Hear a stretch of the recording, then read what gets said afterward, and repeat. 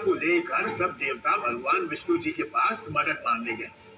विष्णु जी ने फिर एक अप्सरा वृक्षिणी के हाथों बिजली की शक्तियां देकर उसे मंगलवन भेज दिया। उस अति सुंदर अप्सरा को देख के मधुसूर उसके प्रेम में पागल हो गया।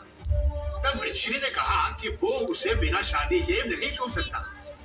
मधुसूर मान गया, लेकिन वो वृक्षिणी का इरादा नहीं जानता था। उसे नहीं पता था कि वृक्षिणी ने वरमाला के अंदर खंजर छुपा के रखा है।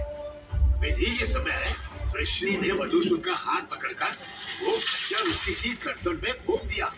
अचंभित और बेबस मधुसूर का शरीर वही कहीं जमीन के अंदर धंस गया।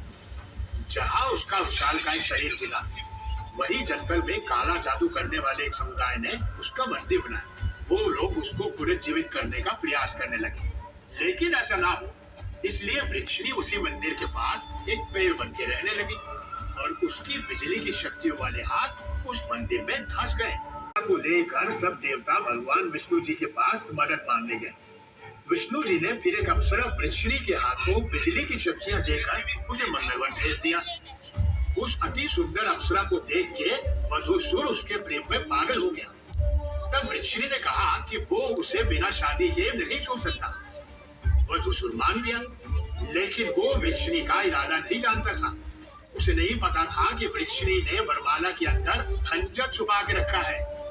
विधि के समय वृक्षिणी ने मधुसूर का हाथ पकड़कर वो खंजर उसी की गर्दन में फूंक दिया।